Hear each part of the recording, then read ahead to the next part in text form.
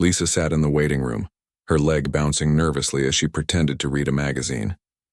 She hated these appointments. Always had. There was something about sitting in a paper gown that made even the most confident person feel vulnerable. She glanced around the room at the other women, all absorbed in their phones or staring blankly at the wellness posters on the walls. Her regular doctor had retired last month after 30 years of practice.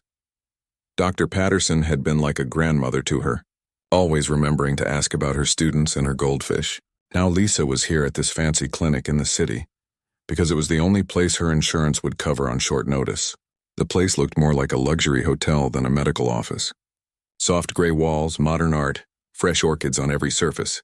Even the magazines were current. Lisa Chen, a nurse with kind eyes, called her name. She followed the nurse down a hallway lined with more expensive-looking art. The examination room was just as polished. Everything gleamed. Everything looked new. Lisa changed into the gown and sat on the table, the paper crinkling beneath her. She checked her phone.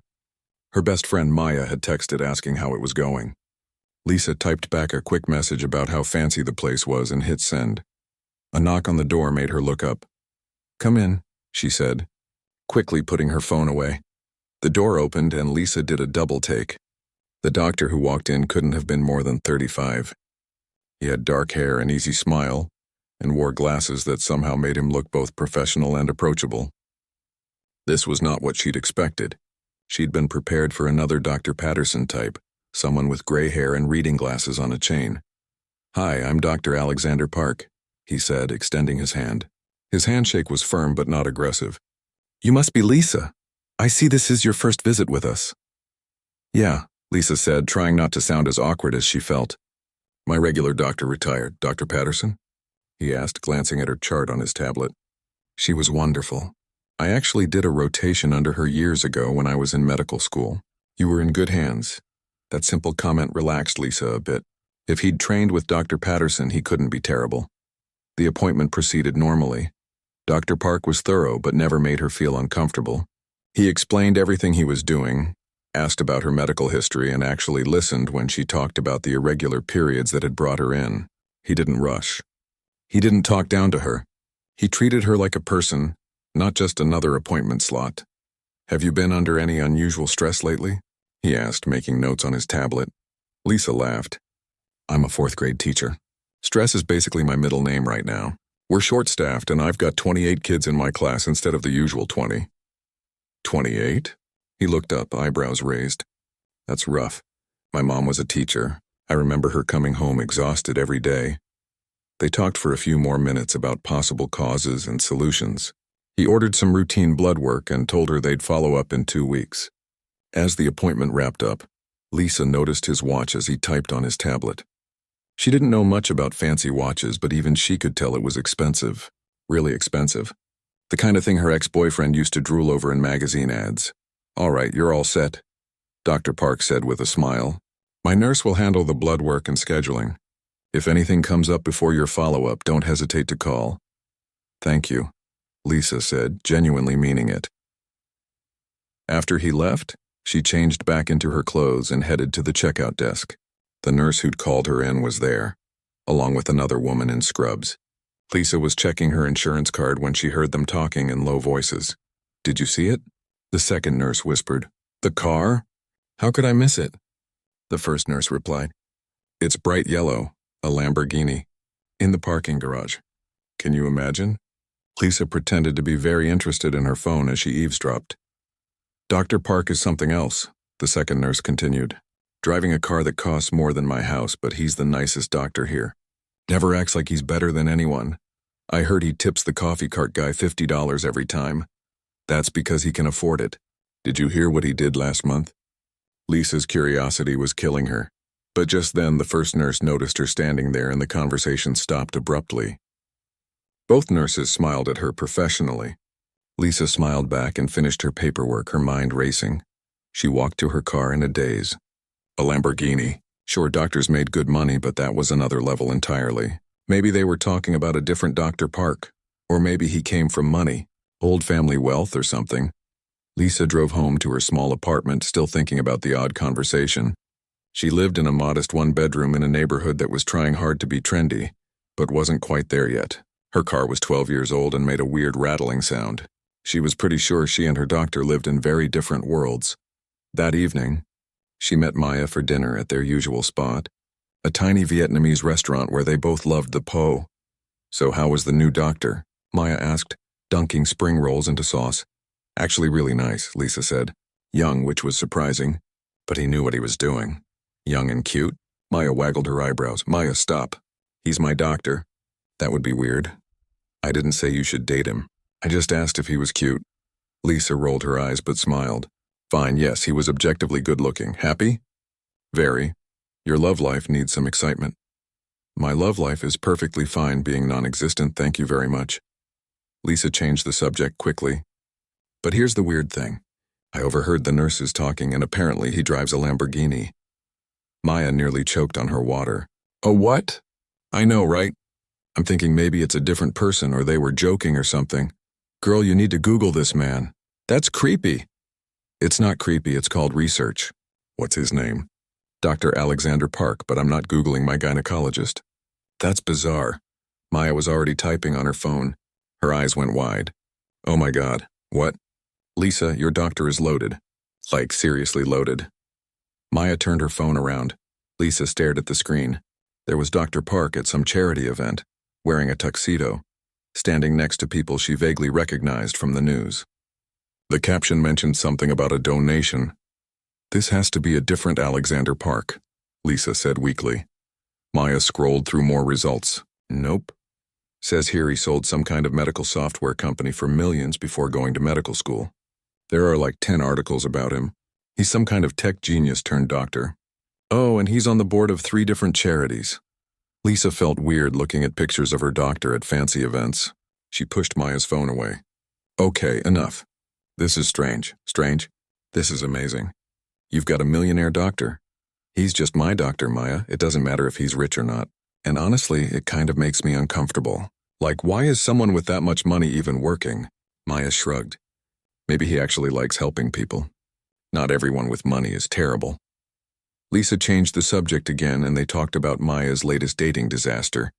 But all through dinner she couldn't stop thinking about it. Dr. Park hadn't acted rich. He'd been normal. Kind even.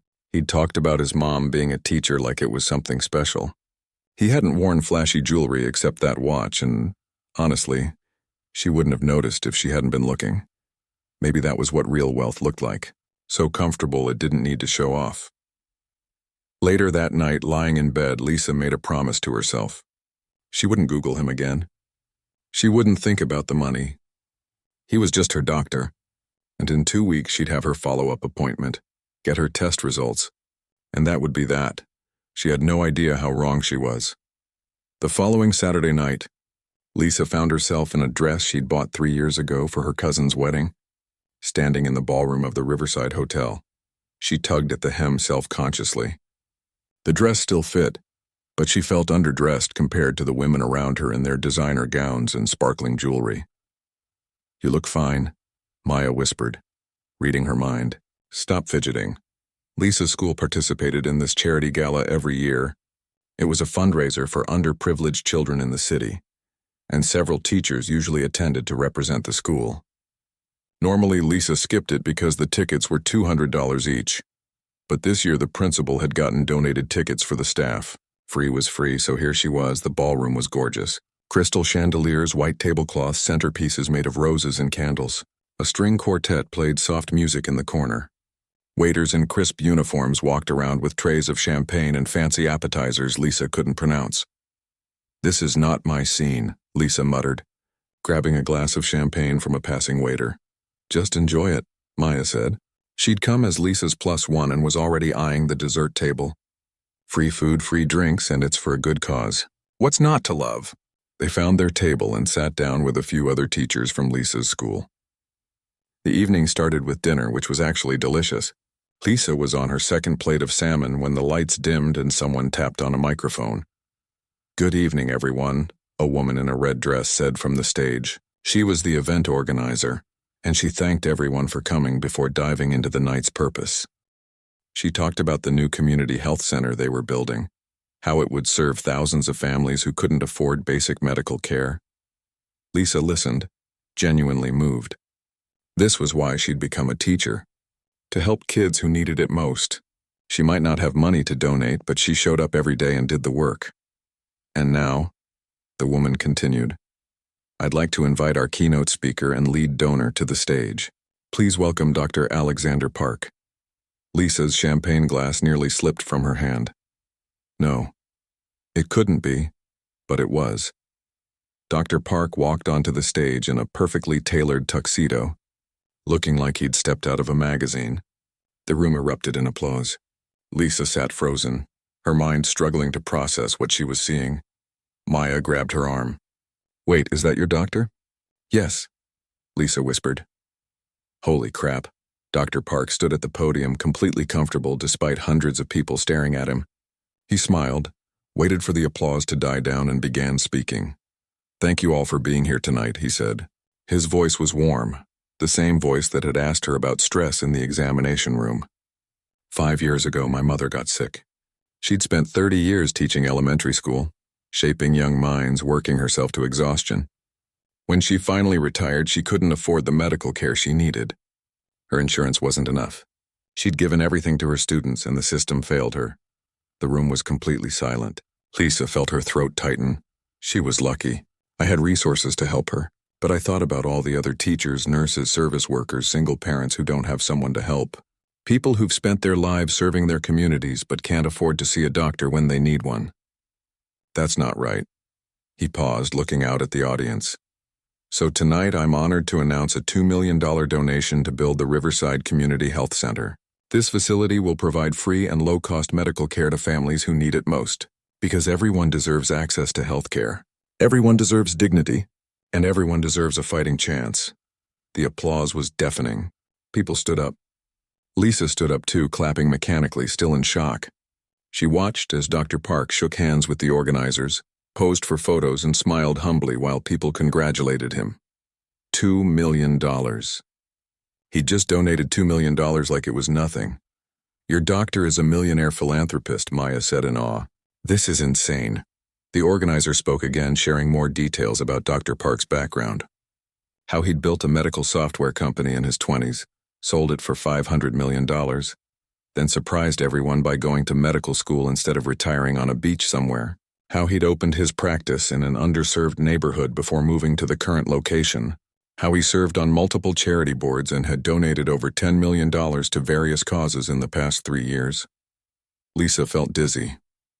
This was the same person who'd chatted with her about teaching and listened patiently to her concerns about irregular periods. The same person who'd made small talk about his mom being a teacher. After the speech, the event continued with an auction. Lisa couldn't focus. She kept scanning the room, catching glimpses of Dr. Park surrounded by important-looking people in expensive clothes. He seemed so at ease in this world of wealth and power. I need some air, Lisa told Maya. She escaped to the balcony overlooking the city. The night air was cool and helped clear her head. She leaned against the railing, trying to process everything. It's overwhelming, isn't it? Lisa jumped and turned around. Dr. Park stood a few feet away, loosening his bow tie slightly. He looked tired. Dr. Park, she stammered. I mean, hi. I didn't expect to see you here. I didn't expect to see you either. He walked closer, leaning against the railing beside her but keeping a respectful distance. But I'm glad you're here. Are you with the teaching group? Yeah, my school participates every year. We got donated tickets this time. He nodded. That speech in there about teachers not affording health care? I meant every word. My mom worked at 3 different schools over her career. She was amazing at what she did. The kids loved her. But the system treated her like she was disposable. Lisa felt a lump in her throat. I'm sorry about your mom. Is she okay now? She is, thank you. Fully recovered and spending her retirement spoiling her grandkids.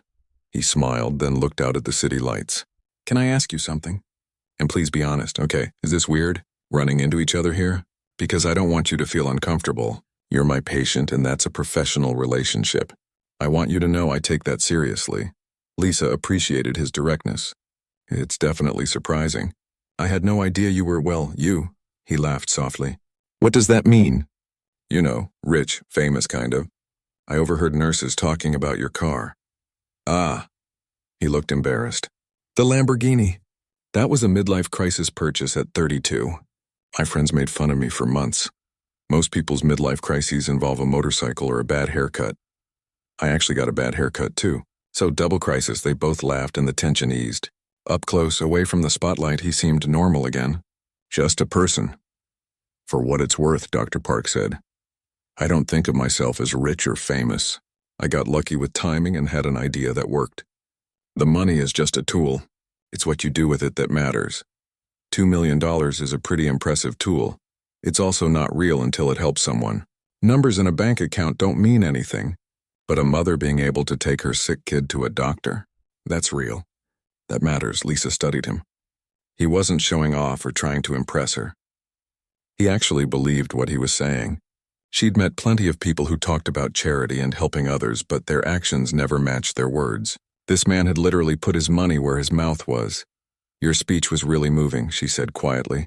I teach 4th grade in a Title I school. Half my students live below the poverty line. I see every day what you're talking about. Kids missing school because they're sick and their parents can't afford the doctor. It's heartbreaking. That's why people like you are heroes, he said, looking at her intently. You show up every day knowing you won't get rich, knowing you'll be undervalued and overworked. But you do it anyway because those kids need you. That's real wealth. Making a difference in people's lives. Lisa felt her cheeks warm. I just do my job. No, you do more than that. Trust me. They stood in comfortable silence for a moment, watching the city lights twinkle below them. Dr. Park? A woman in an elegant gown appeared in the doorway. They're starting the auction. You're supposed to be at the host table. I'll be right there. He turned back to Lisa. I should go. Donor obligations and all that. But it was nice talking to you, Lisa. Really nice. You too. He walked toward the door, then paused. Oh, and your follow-up appointment is in 2 weeks, right? We'll have your test results by then. Right? Yes. See you then. He smiled and disappeared back into the ballroom. Lisa stood on the balcony for another 5 minutes, her mind spinning. When she finally went back inside, Maya pounced on her immediately. Was that him? Were you just talking to him? It was nothing. He was just getting some air. Nothing? Lisa, he looked at you like you were the only person in the room. He did not. He was being polite. Girl, I know what polite looks like. That was not polite. That was interested. Lisa shook her head. It doesn't matter. He's my doctor. There's probably rules against this kind of thing. Rules are made to be broken. Not medical ethics rules. Maya. But as the night went on and Lisa watched Dr. Park from across the room, laughing with donors and shaking hands and being the picture of charitable success, she couldn't help wondering, what would it be like to know someone like that? Not as a patient, but as a person. She pushed the thought away. It was ridiculous. They lived in completely different worlds.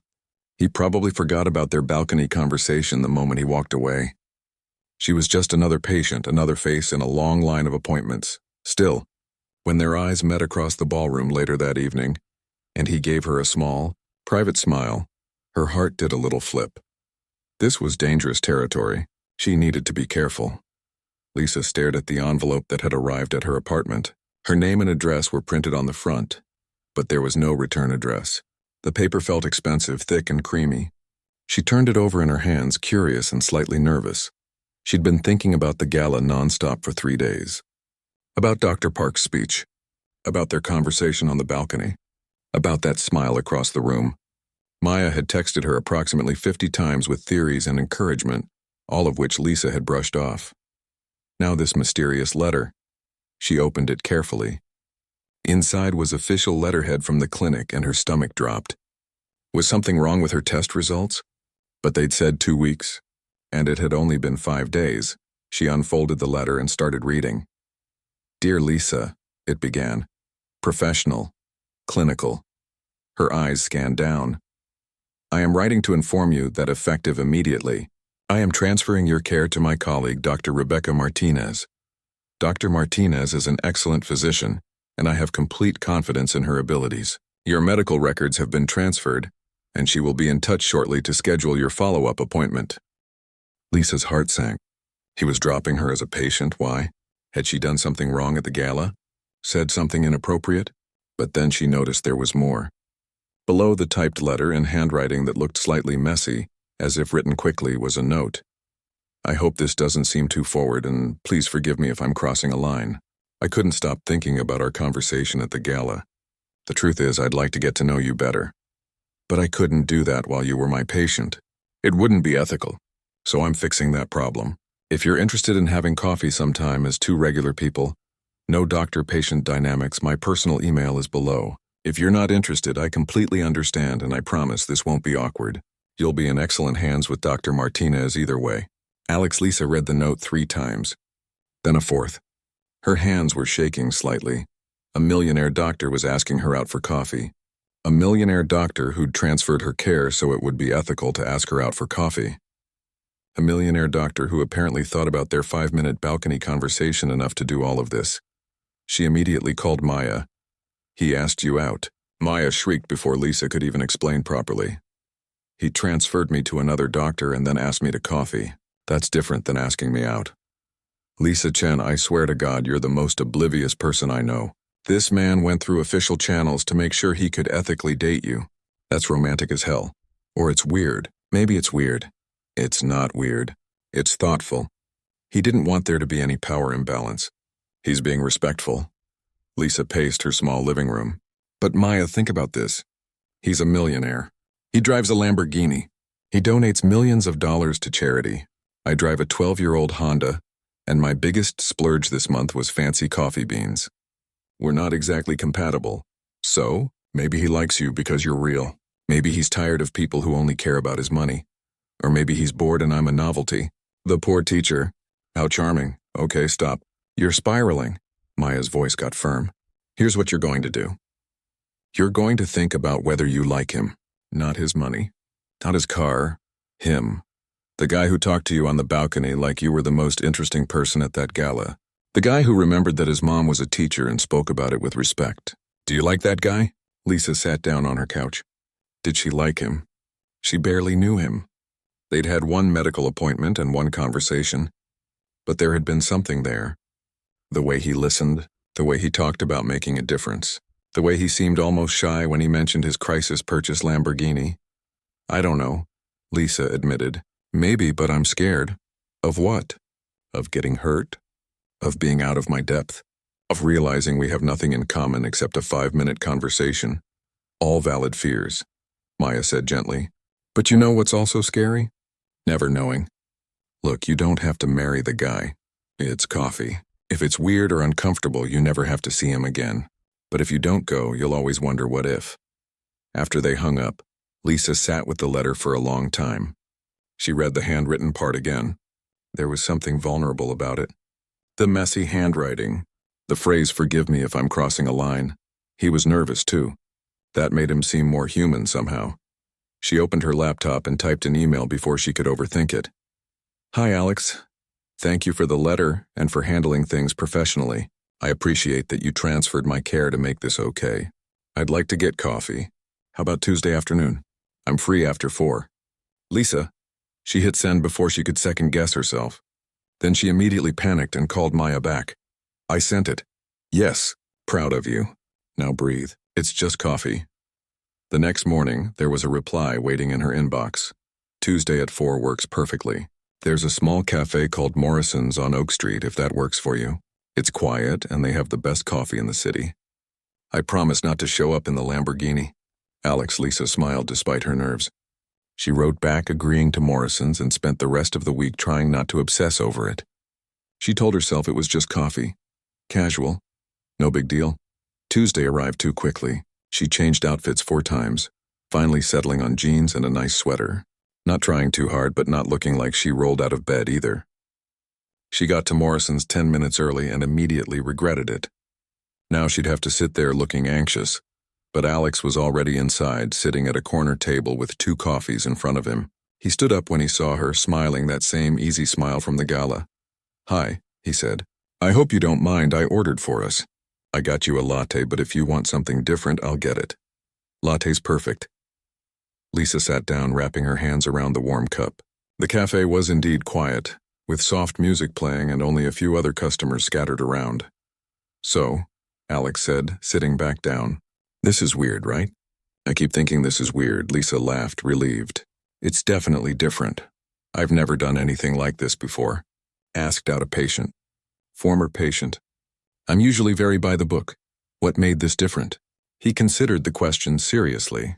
Honestly, you did. The way you talked about your students at your appointment. The way you looked at the gala when I was giving that speech like you actually understood what I was trying to say. Most people in that room were there because it's good for business or their social standing, but you were there because you care. I'm a teacher, Lisa said. Caring kind of comes with the job. No, it doesn't. I've met plenty of teachers who were just collecting a paycheck. You're not one of them. I could tell. They talked for an hour, then 2. Lisa learned that Alex had grown up in a small apartment with his mom and grandmother. His dad had left when he was young. His mom worked 2 jobs sometimes to keep them afloat. He'd learned to code from library books because they couldn't afford classes. When the company sold, he said, stirring his second coffee, my first thought was that my mom would never have to worry about money again. That was better than any Lamborghini. Speaking of the Lamborghini, Lisa said, do you actually drive it? He looked embarrassed. Sometimes. Mostly it sits in my garage and I feel guilty about it. I drive a normal car most days. A Tesla, which I know is still not a normal car, but it's less obnoxious. Why did you buy it if you don't drive it? Because for about 5 minutes I thought having expensive things would make me feel successful. Then I realized I felt more successful when I paid off my mom's mortgage or donated to a scholarship fund. Material stuff is empty. It doesn't fill anything. Lisa told him about her childhood growing up middle class in the suburbs. Her parents were still married, still living in the same house she'd grown up in. They were comfortable but careful with money. She'd wanted to be a teacher since she was 8 years old and never wavered. Don't you ever want more? Alex asked. Not judging, genuinely curious. You're smart, capable. You could probably do something that pays better. More money doesn't mean more happiness, Lisa said. I love my job. I love seeing kids' faces when they finally understand something they've been struggling with. I love knowing I'm making a difference, even if it's small. That's worth more than a bigger paycheck. See, that's what I mean, Alex said, leaning forward. That perspective. It's refreshing. Most people in my world are always chasing the next thing. More money, more success, more recognition. You're content. You've found meaning. That's rare. I'm not content, Lisa corrected gently. I'm purposeful. There's a difference. I still want to grow and learn and do better. But I don't measure my worth by my bank account. They talked about everything. Books, movies, travel, politics, family. Time disappeared. When Lisa finally checked her phone, it was almost 7. Oh my God, I've been here for 3 hours, she said, shocked. Best 3 hours of my week, Alex said. Then he looked nervous again. Can I see you again? Maybe dinner this time? Lisa wanted to say yes immediately, but something held her back. Can I ask you something first? Anything. Why me? And please don't say something vague about my perspective or whatever. Really, why? Alex was quiet for a moment. Because when I'm with you, I feel like a person instead of a bank account. You didn't know who I was at that first appointment. You just saw a doctor, and at the gala, even after you knew, you weren't impressed by the money. You were impressed by the cause. That's incredibly rare in my life, Lisa. Most people see the money first and the person second, if at all. It was the most honest thing anyone had ever said to her. Okay, she said. Dinner, but somewhere normal. No 5-star restaurants or places with waiters in tuxedos. He grinned. Deal. There's a great Thai place near here. Very casual. Best pad Thai in the city. Perfect. Walking to her car later, Lisa felt like she was floating. Maya called immediately as if she had a sixth sense. How was it? Really good, Lisa admitted. Really, really good. I told you. But Maya, I'm still scared. This is all happening so fast. Fast? You had coffee. That's not fast. That's normal. Stop overthinking and just see where it goes. Lisa drove home with butterflies in her stomach and Alex's words echoing in her head. She made him feel like a person instead of a bank account. Maybe that was enough. Maybe that was everything. 2 months into dating Alex, Lisa was sitting in the passenger seat of his Tesla, staring at a dress that probably cost more than her monthly rent. The garment bag lay across her lap like an accusation. You can't just buy me a $5,000 dress, she said for the 3rd time. Alex kept his eyes on the road, but she could see his jaw tighten. It's for the foundation gala. Everyone will be dressed up. I just wanted you to feel comfortable. I have dresses, Alex. I own dresses. I know you do. I just thought, You thought what? That I'd embarrass you in my Target clearance section dress? That's not what I meant. He pulled into a parking spot and turned to face her. I meant that this is a big event. High profile. Lots of cameras. I wanted you to have something special. I don't need something special. I need you to stop trying to fix problems that don't exist. They'd been having variations of this argument for weeks now. The dress was just the latest example. Before that, it was the weekend trip to Napa Valley in a private jet. Before that, it was the offer to pay off her student loans. Each time, Alex seemed genuinely confused about why she was upset. Lisa took a deep breath. Can we just go to dinner? We're already late. They walked into the restaurant in tense silence. It was the kind of place where the menu didn't list prices, and the sommelier spent 10 minutes discussing wine pairings. Lisa had suggested her favorite Italian place, the one with checkered tablecloths and breadsticks. Alex had insisted on this instead, saying he'd wanted to take her somewhere nice. Throughout dinner, they made polite conversation, but the ease they'd had at Morrison's Cafe was gone. Lisa picked at her food, which was beautifully arranged but tiny. She'd need a second dinner when she got home. You're not enjoying this, Alex said, setting down his fork. I'm fine. Lisa, please, talk to me. What's wrong? She put down her own fork. All of this. The fancy restaurants, the expensive gifts, the private jets. It's not me, Alex. I don't know how to be comfortable in this world. Then let me help you adjust. It's just about exposure. The more time you spend, I don't want to adjust. Her voice came out sharper than she intended. I like my life. I like my tiny apartment and my old car and my favorite restaurants where I can actually afford the menu. You're trying to change me into someone who fits in your world, but I'm not that person. I'm not trying to change you. I'm trying to share my life with you. Your life is exhausting, Alex. Last week you had 3 charity galas, 2 board meetings, and that interview with the business magazine. When do you just breathe? When do you just exist without it being some big production? He looked stung. That's not fair. You knew what my life was like when we started dating. I knew you had money. I didn't know that money came with a lifestyle that requires a personal assistant and a schedule planned 6 weeks in advance. I didn't know that every dinner would be at places where I'm afraid to touch anything because it probably costs more than my car. They finished dinner in uncomfortable silence. On the drive back to her apartment, Alex tried again. Come with me to the foundation gala. Wear whatever dress you want.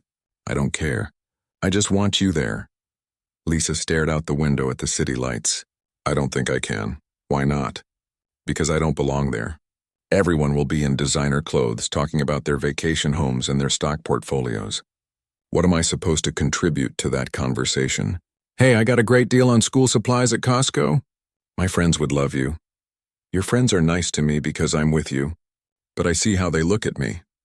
I'm the novelty, the normal girl, the teacher. It's like I'm some kind of social experiment. Alex pulled up in front of her building and put the car in park. That's not true. They like you because you're smart and funny and genuine.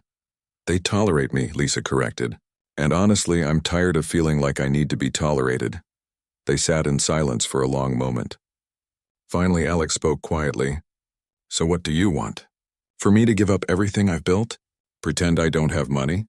I want you to understand that not everything is solved by throwing money at it. I want you to see that your world isn't better than mine. It's just different. And I want you to stop treating me like a project that needs upgrading. Is that really what you think I'm doing? Lisa felt tears prick her eyes. I think you're a good person, Alex, I really do. But I also think you've lived in your bubble for so long that you don't understand what it's like to be on the outside of it. You offer to pay off my student loans like it's nothing, but you don't understand that I need to pay them myself. That's my responsibility, my independence. You can't just take that from me because you have the money to do it. I was trying to help. I know, but I don't need that kind of help. What I need is for you to see me as an equal, not as someone who needs rescuing. Alex ran his hands through his hair, frustrated. I do see you as an equal. That's why I want to share things with you. Sharing would be if we both contributed, but I can't contribute to private jets and 5-star restaurants and $1,000 wine bottles. So it's not sharing. It's you providing and me feeling inadequate. I never wanted you to feel inadequate. I know, but I do. Lisa unbuckled her seatbelt. I think we need some space. Figure out if this is even going to work. Lisa, wait. I'm not breaking up with you. I'm just saying we need to take a step back. Think about what we're really doing here. She grabbed the garment bag with the expensive dress. "And I'm returning this." She got out of the car before he could respond and walked into her building without looking back. In her apartment, she tossed the dress on her couch and called Maya. "We had a fight," she said when Maya answered. "What happened?" Lisa explained the whole thing. The dress, the restaurant, the fundamental disconnect between their worlds. "Do you love him?" Maya asked when she finished. The question surprised Lisa. I don't know, maybe, but is that enough? Love is never enough by itself. You need compatibility, shared values, understanding. Do you have those things? "We have shared values," Lisa said slowly. "We both care about helping people. We both think education is important. We both want to make a difference, but we express those values in completely different ways. He writes a check for $2 million. I spend my own money on supplies for my classroom. He speaks at galas. I tutor kids after school for free. Same goal, different methods." "Different doesn't mean incompatible," Maya pointed out. "It just means you need to find a middle ground." I don't know if there is a middle ground between his penthouse and my one-bedroom apartment. The next few days were hard. Alex texted her several times, apologizing, asking to talk. Lisa responded but kept her distance. She needed time to think without his charm and good intentions clouding her judgment. On Thursday afternoon, she was in her classroom organizing books when her principal knocked on the door. "Lisa, there's someone here to see you." Lisa's heart jumped, thinking it might be Alex. But the person who walked in was wearing jeans and a simple blue shirt. It took her a second to register that it was actually him, dressed more casually than she'd ever seen him. "Hi," he said, looking uncertain. "Is this okay? Coming to your school?" "It's fine. What are you doing here?" "I wanted to see your world." "Really see it? You said I lived in a bubble, and you're right. So I'm trying to pop it." He looked around the classroom, taking in the colorful posters, the bookshelves, the tiny desks. "Can you show me around?" Lisa was skeptical but curious. She showed him the classroom, explaining how she organized the space, where kids sat, what they were learning. Alex asked questions, real questions about her teaching methods and the challenges she faced. "Half these books I bought with my own money," she said, gesturing to the classroom library. "The school budget doesn't cover enough. How much would it cost to fully stock a classroom library?" Alex asked, "Please don't what?" "Don't offer to buy books for every classroom in the school or whatever grand gesture you're thinking about." "That's exactly what I'm talking about." Alex held up his hands. "I wasn't going to offer anything. I was just curious, trying to understand." They walked through the hallways, past the cafeteria and the gym. Alex was quiet, observant. When they passed the nurse's office, Lisa explained how the school nurse was only there 3 days a week because of budget cuts. "That seems dangerous," Alex said. "It is. Last year, a kid had an asthma attack on a day when the nurse wasn't here. Thank God one of the teachers knew what to do. They ended up outside on the playground watching the after-school program kids run around. Alex sat on the bench beside her, and for a while they just watched in silence. "I'm sorry," he said finally, "about the dress and the restaurant and all of it. You were right. I was trying to solve problems that didn't need solving. I know you meant well, but meaning well isn't enough. I get that now." He turned to face her. "The truth is, I've spent so long in my world that I forgot there are other ways to live. Other ways to be happy. You don't want what I have, and that doesn't make you wrong. It makes you smart." Lisa felt something loosen in her chest. "I don't hate your world, Alex. I just don't want to lose myself in it. What if I came to your world more often? Really came to it, not just visiting like a tourist? What does that look like?" "I don't know yet, but I want to figure it out. With you." He reached for her hand tentatively. "I know I can't change who I am or what I have, but I can change how I live, where I focus my time and energy. I went into medicine because I wanted to help people directly, remember? Not just write checks. Maybe I need to get back to that." "What are you saying?" "I'm saying maybe I've been so busy managing foundations and attending galas that I forgot why I became a doctor. My practice is only 2 days a week now. The rest is board meetings and fundraising and business stuff. What if I flipped that? Made medicine the priority and the other stuff secondary?" Lisa squeezed his hand. "You'd do that?" "I think I need to. Not just for you, but for me. I've been feeling empty lately, like I'm just going through the motions. But when I'm at the clinic actually seeing patients, helping people, that feels real, like it matters." They sat together as the sun set behind the school building. casting long shadows across the playground. Lisa leaned her head on Alex's shoulder. "I'm sorry too," she said. "I've been so focused on our differences that I forgot why I liked you in the first place." "You care, really care. That's rare. So where do we go from here?" "Forward," Lisa said, but slower. "We figure out how to build something together that works for both of us. Not your world or my world, but our world." "I like that," Alex said softly. As they walked back to the parking lot, Lisa felt hopeful for the first time in days. They had a long way to go. Lots of conversations to have, compromises to make. But maybe, just maybe, they could find that middle ground after all. 6 months had passed since that afternoon on the playground, and Lisa stood in front of a modest building in the heart of the neighborhood where she taught. The sign above the door read, "Riverside Community Learning Center" in bright blue letters. Inside, the sound of children's laughter mixed with the hum of conversation. Today was the grand opening, and Lisa could hardly believe they'd pulled it off. After their talk at the school, things between her and Alex had changed. They'd taken it slow, really slow, spending time in each other's worlds without trying to change them. Alex had kept his promise, scaling back his board commitments and returning to medicine full-time. He worked 4 days a week at his clinic now, including 2 days at a free clinic in Lisa's neighborhood. Lisa had watched him transform. The tired, stretched thin version of Alex had been replaced by someone who seemed genuinely happy. He came home with stories about patients instead of complaints about meetings. His eyes lit up when he talked about diagnoses and treatments instead of donation projections. "You're doing that thing again," Maya said, appearing at Lisa's elbow with a cup of punch. "What thing?" "That dreamy look you get when you think about him." Lisa rolled her eyes but couldn't help smiling. "I'm just happy." "Is that a crime?" "Not at all. I'm happy for you. Both of you." Maya gestured around the room. "This place is amazing. You guys really did something special here." The learning center had been Alex's idea, sort of. After visiting Lisa's school, he'd been troubled by all the gaps he saw. Kids needing tutoring but parents unable to afford it. Families needing medical care but not knowing where to go. A community full of need and not enough resources. What if we created a one-stop center? He'd asked Lisa over dinner one night at the Thai place that had become their regular spot. Tutoring, medical care, job training, whatever people need. All free or low cost. That would cost a fortune, Lisa had said. "I have a fortune. Might as well use it for something meaningful." But Lisa had pushed back. "If you just throw money at this, it won't work. You need community input. You need people who actually understand what's needed. Otherwise, it's just another rich person project that looks good on paper, but doesn't help anyone." So they'd done it together. Alex provided the funding and the medical expertise. Lisa organized community meetings, talked to parents and teachers, figured out what services would actually be useful. They'd brought in other partners too.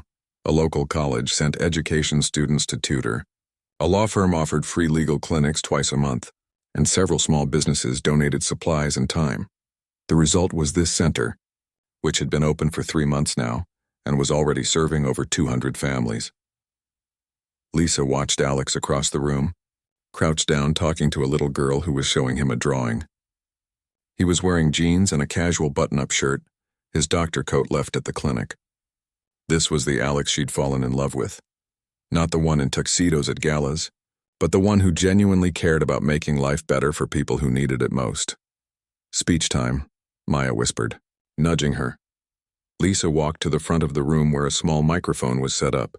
Alex joined her and they stood side by side as the crowd quieted down. "Thank you all for coming," Lisa began. 6 months ago, this building was empty. Today it's full of hope and possibility. This center exists because a community came together and said we can do better for our families. She talked about the programs they offered, the volunteers who made it possible, and the families who'd already benefited. Then she turned to Alex. "I want to introduce someone special. When I first met Dr. Alex Park, I knew him as my doctor. Then I learned about his philanthropy and his success. But the person I've come to know is someone who believes that everyone deserves dignity, access, and opportunity. He didn't just write a check for this center, though he did that too. He showed up, he listened. He rolled up his sleeves and helped paint these walls. He's here every week, providing free medical care and getting to know the families we serve. He's not just a donor. He's a partner and a friend to this community." Alex looked embarrassed by the praise. but he stepped up to the microphone when Lisa finished. "Thanks, Lisa. Though I think you're giving me too much credit." He smiled at the crowd. "The truth is, this center taught me something important. Money can buy buildings and supplies, but it can't buy change. Real change comes from people showing up, day after day, and doing the hard work. It comes from teachers like Lisa, who spend their own money on classroom supplies. It comes from parents who work 2 jobs but still find time to help their kids with homework. It comes from communities that refuse to accept that some kids deserve less than others." He paused, looking around the room. "My mom was a teacher for 30 years. She worked in schools a lot like the ones in this neighborhood. She used to come home exhausted, worried about her students, frustrated by lack of resources. But she never gave up. She showed up every single day because she believed every child deserved a chance. This center is for her, and for every parent and teacher and kid who's been told to expect less. You deserve more. You deserve everything." The room erupted in applause. Lisa felt tears prick her eyes. She'd heard Alex give a dozen speeches, but this one felt different. It felt real.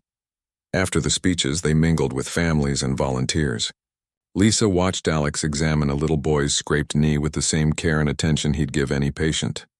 She saw him laughing with a group of teenagers about a video game she didn't understand. She saw him thank the janitor by name and ask about his daughter who'd just started college.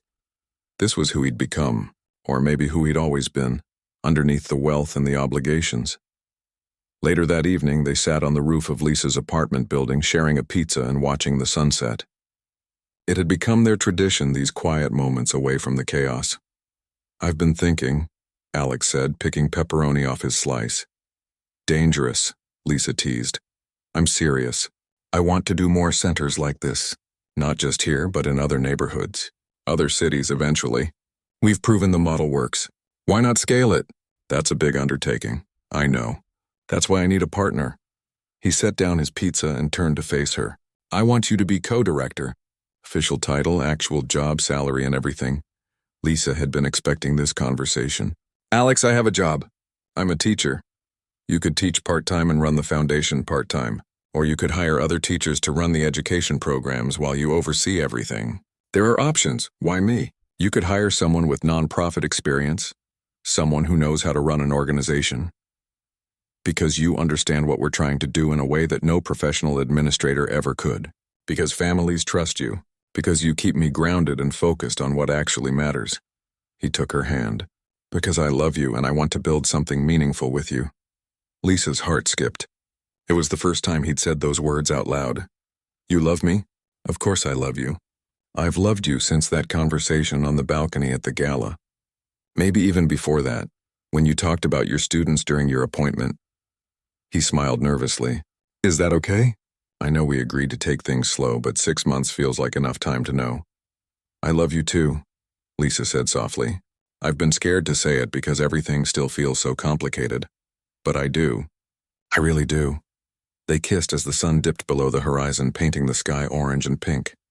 "So what do you say?" Alex asked when they pulled apart. "Partners? In the foundation and in life?"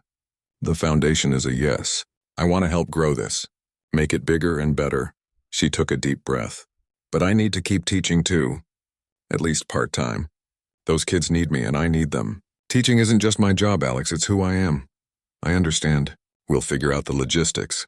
And we need clear boundaries."